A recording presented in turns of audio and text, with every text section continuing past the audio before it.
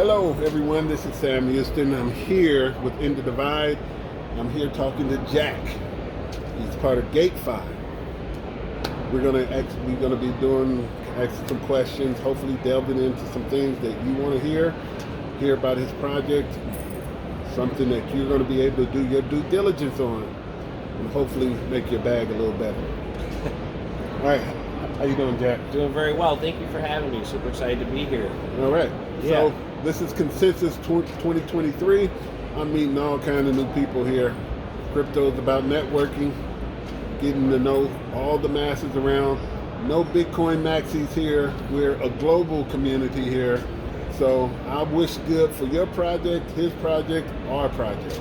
So Jack is going to tell us a little bit about GateFi, you know, what it is, and let's go ahead and introduce it. Yeah, so hey guys, super nice to meet you. My name's Jack Knudsen.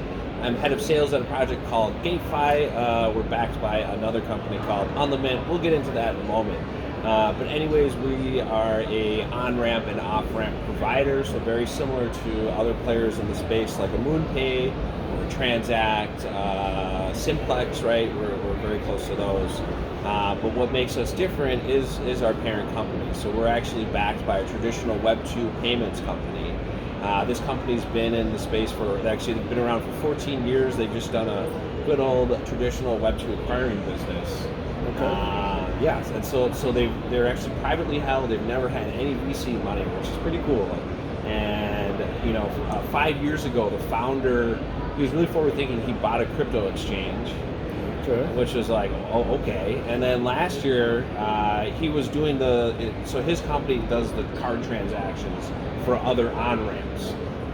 Because you have to be a principal member of like Visa or MasterCard to have read or write access on those networks, right? Yeah. So all the on-ramp providers use services like ours to actually process their transactions on the network. And our founder thought to himself, he said, hey, I got the card acquirer and I have a crypto exchange. Why don't I just build an on-ramp? Yeah. And so he reached out to my other friend. There's actually two Jacks on this team. Jack Gia, he was working at MetaMask Institutional at the time. And so they headhunted Jack, and they got Jack to come over. Anyway, so last year he hired my friend Jack from MetaMask Institutional. He reached out to me. I was at another company called Juno Finance. You guys should check that company out. Like, it's a U.S.-based crypto native checking account. Very interesting setup. So check out Juno Finance. That's a good one. But anyway, so I was there. He hit me up and said, let's go, come over here. So. And our background is we were working at a previous company called Wire, W-Y-R-E. Some of you might know it's called sendwire.com. It was a US-based on-ramp. And so we had our previous experience building this on-ramp at this company called Wire. And Wire started out in 2013 and changed, pivoted a couple times. And in 2018, they started building on-ramps. And we almost got acquired. Bolt was going to acquire us for $1.5 billion. It was the largest crypto acquisition that was going to happen. And then then FTX and the markets blew up. So so now we get an opportunity here at this huge traditional Web 2 payments company who's very forward thinking and giving us authority to come back and build for the masses and build what we want to build. So we're very excited about that. Okay.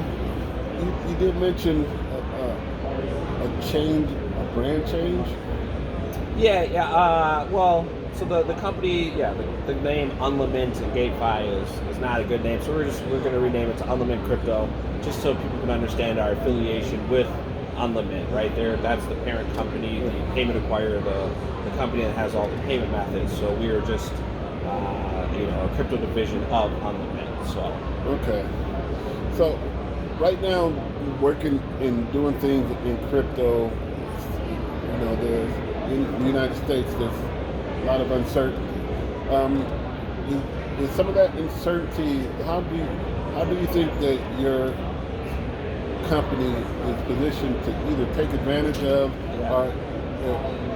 or either help people in making crypto more mainstream and accessible for everyone?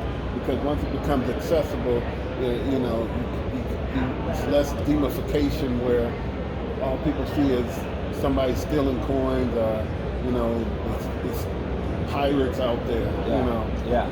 So Well, that's it. That's exactly why I left the U.S. Right. So I have been working for U.S.-based companies for the last in crypto for the last 6 years. I've been doing crypto full time, and the regulation. I just thought to myself, this is actually stifling innovation, right? This is hindering the crypto market, and specifically in payments, right? It's extremely regulated. We have to deal with regulators, licensing, right? And that is such a burden that I thought to myself last year, I said, I'm going to get out. I want to get out of the U.S. And I came to Unlimint, which is a global company. We have 16 offices worldwide. We're based in London and the EU. But so they're focused on the rest of the world. And the rest of the world, and the reason why I want to do that is because in the U.S. we're stifling our own innovation. And actually the rest of the world has much more advanced banking than the U.S. does, right? And so these people, right, people in Vietnam, Indonesia, Philippines, in Latin America, Brazil, Panama, Mexico, right, they have much more advanced banking, and these people are ready and willing and want to, they have a better onboarding experience into the crypto ecosystem than we do. And so we're focusing our attention to these people in emerging markets who need to get their money in, right, who can really utilize these systems to generate income and wealth for themselves. We're reaching out to them on their local payment methods now and saying, hey, let's get you onboarded into the ecosystem, right? We'll worry about the U.S. later, because why would we waste our time in the U.S. if they don't know what they're doing, right? When the rest of the world is ready for crypto adoption, and that's our focus, that's my focus personally, right? It's like, how can I help crypto grow? And it's by focusing on the rest of the world who is ready, and who have governments who are at least reasonable in how they're thinking about regulations towards crypto, right? And so we're focused on those places where we can help rapid growth. And we'll come back to the U.S. And one other question, and one thing I kind of want to highlight is that FedNow, I think, is actually a really huge opportunity for U.S. and crypto, because the current issue with crypto in the U.S. and payments specifically is that credit cards and debit cards get declined at such a high rate, and that's because both the banks and the card networks can recognize that it is a crypto transaction. Every time you swipe a card, you get an MCC code, right? Yeah. So at the grocery store, it's one code. At the hardware store, it's another. When you swipe on crypto, it's 6051. And the banks recognize this, and the card networks recognize this, and they decline it. And so it's very difficult to on-ramp in the U.S. But FedNow offers us an open banking similar to these other countries, like that's been in Europe and UK and Australia and Brazil. These have been standards that have been open and normal for the last 10 years. That's going to be something possible here in the U.S. because our banking system is 60 years old and hasn't been updated. So. Yeah. So I'm going to throw a curveball at you because I don't know if you know anything about this. Bring it on. It's the conversion from the ISO 222 to the new updated ISO 223 that the International Monetary Fund and with SWIFT and everything else is upgrading their technology for.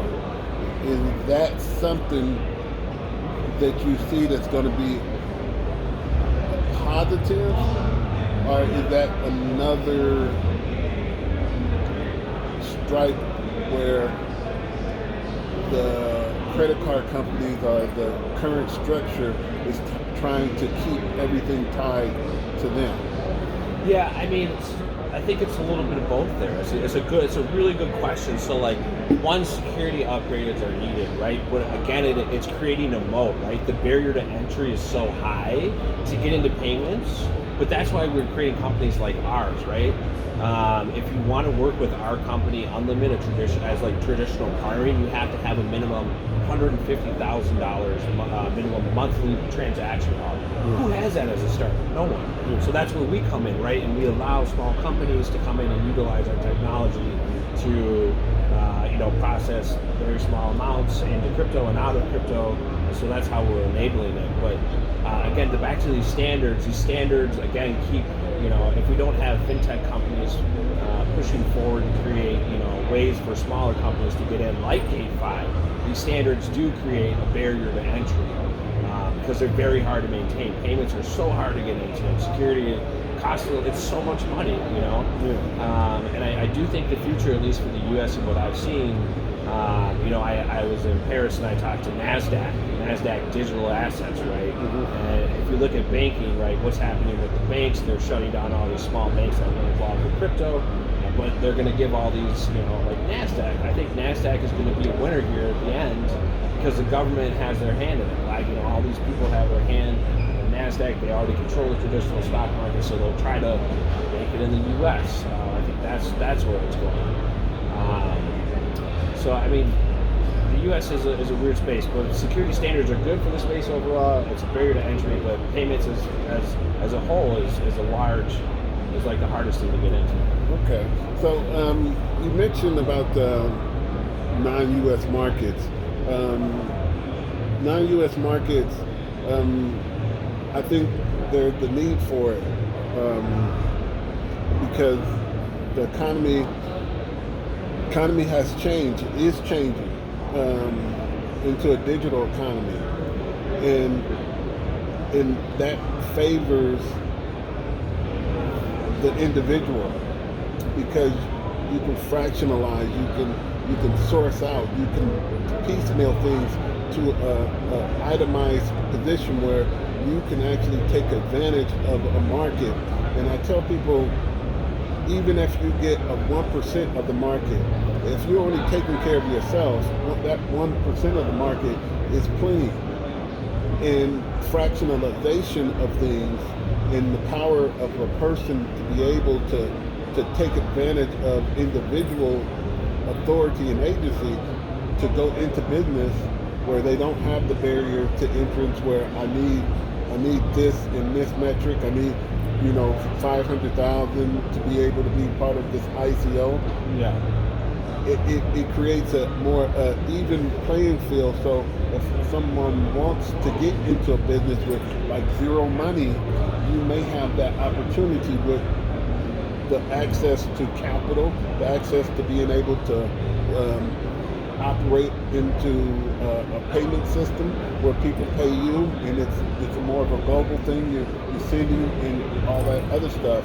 So that barrier to build your own job or your own ability to make money on your own without government regulations and stuff, that is there in these other countries where America and some of the other countries are so layered and positioned with middleman and backroom deals that they're more resistant to a technology that's able to allow somebody to straightway be independent. Yeah, I would. I 100% agree with that. Right, like in the rest of the world, if I'm in Brazil and I want to go to the market to get some mangoes, right? I'm going to go down to the farmer's market and go to the farmer, right? And I'm going to use my PixPay to send him, 5 Brazilian real directly to his phone, right, on his PixPay. That there's no barrier to entry there. That was a straight up, like almost like a cash transaction, That was a value transfer, right? In the U.S., if I want to go to that farmer's market, he's probably had to register an LLC with, he's created a state entity, he's created a government entity, right? He's got to talk to lawyers. He's already, to even like go to the farmer's market, maybe this, on legal fees, he spent $500,000, right? Whereas in other countries, it's a more open free market where, and it's facilitated by these digital payment systems. It's not a bad thing, right? Like, these digital payment systems are utilized everywhere, and they help facilitate small transactions, small business, and people to take ownership of their own money, right? Because it's open banking. Basically, it's not run by the government. It's the government saying, all you banks, open up your APIs so everyone else can use them. That's the big difference here. So. Okay. Well, this is Jack. Jack is very knowledgeable. Gatefi, Unlimint. And it's going to be a lot of information coming from. Tell them where to find you. Yeah, you can get us at GateGA. T as in Tom, EFI.com, gatefi.com. Come check us out. All right, y'all heard that here. Y'all look at it on YouTube, NIFGen. Check out the Rumble. We'll see you when we see you. Thanks. Bye.